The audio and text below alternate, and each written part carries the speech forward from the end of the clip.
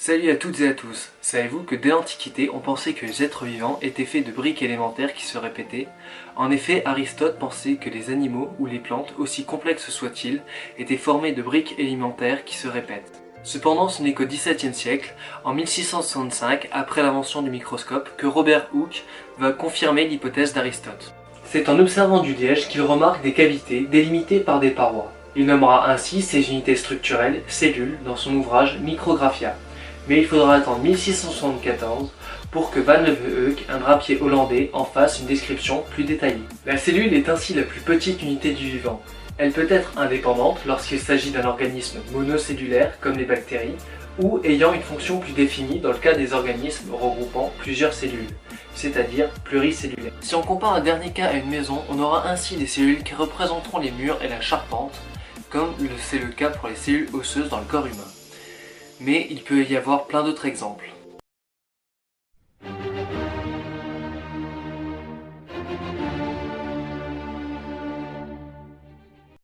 Mais de quoi est constituée une cellule? Je vais prendre ici le modèle eucaryote animal car ce sera plus simple. Le modèle eucaryote animal, c'est grosso modo une cellule avec un noyau qui provient d'un animal. On va donc avoir une membrane plasmique qui délimite la cellule par une bicouche lipidique. C'est-à-dire qu'il y a deux couches de gras, et comme tout le monde sait, le gras, c'est la vie. La membrane plasmique est donc indispensable à la vie de la cellule car c'est une barrière sélective, fluide et dynamique qui permet de séparer le milieu intracellulaire, dans la cellule, du milieu extracellulaire, à l'extérieur de la cellule. Mais elle a aussi un rôle dans la régulation des transports. C'est-à-dire qu'elle permet de maintenir le milieu intracellulaire différent du milieu extracellulaire. Un peu comme si la membrane plasmique jouait le rôle d'un videur dans une boîte de nuit et qu'elle faisait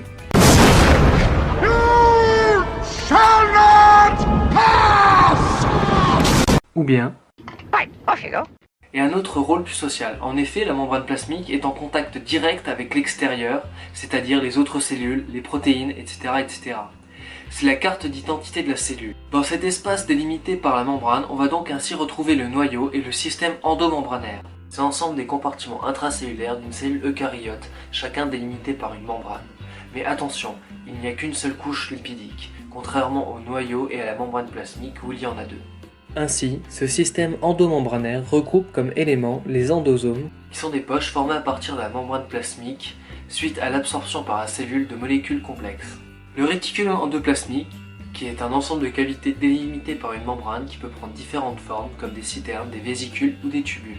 Ce réticulum endoplasmique donc peut être recouvert de protéines qui permettent la synthèse d'autres protéines. Ces ribosomes sont placés sur le côté extérieur de la cavité. Ainsi, s'il en est recouvert, on parlera de réticulum endoplasmique granulaire ou REG qui permet la synthèse de protéines destinées à l'exportation. Ce REG est composé de citernes plutôt aplaties situées autour du noyau. S'il n'est pas recouvert, on parlera de réticulum endoplasmique lisse ou REL. Putain, ils se font pas chier les scientifiques. Il y a des moumoutes sur la membrane, ils disent ouais c'est rugueux. Il n'y a pas de moumoute, ils disent c'est lisse. Putain, c'est vraiment des branleurs pour trouver des noms ces mecs. Je te le fais pas dire, mais bon. Si le réticulum endoplasmique est lisse donc, il permettra la synthèse de stéroïdes et de lipides et aura plutôt une forme tubulaire. On retrouve encore dans le système endomembranaire l'appareil de Golgi qui est un ensemble de cavités recevant les protéines du réticulum endoplasmique granulaire, assurent leur maturation et permettant le tri et l'adressage des protéines à exporter. Enfin, il reste principalement les lysosomes qui sont des poches d'enzymes hydrolytiques, les hydrolases. Ce sont des enzymes qui permettent de décomposer une substance absorbée par la cellule grâce à l'eau. Et les vésicules de sécrétion qui sont de trois types. Les vésicules COP2 qui vont du réticulum endoplasmique granulaire vers l'appareil de Golgi, les vésicules COP1 qui vont de l'appareil de Golgi vers le REG et assurent le transport entre les différentes cavités de l'appareil ainsi que vers la membrane plasmique. Et enfin les vésicules à Catherine qui permettent... Non, les vésicules à clatrine. De quoi? Non, t'as dit les vésicules à Catherine. C'est pas les vésicules à Catherine, c'est les vésicules à clatrine. Catherine a aussi des vésicules, hein. Mais voilà, c'est clatrine. Ah ok. Autant pour moi, les vésicules à clatrine, donc, voilà, qui permet de faire le transport entre l'appareil de Golgi et les endosomes ou la membrane plasmique, et vice versa. Ok, c'est bien beau tout ça, mais tu nous dis de quoi est formée une cellule grosso merdo, mais un être humain c'est pas composé d'une seule cellule. Au départ si.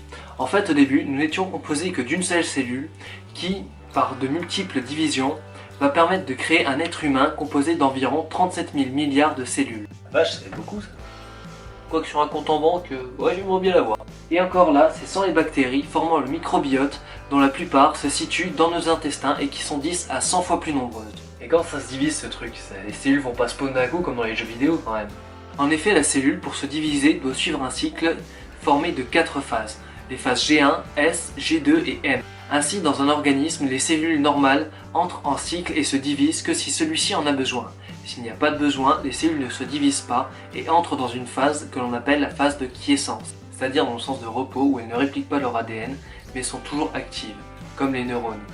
Quoique chez certains, j'ai des doutes quant aux neurones. Que l'on appelle G0.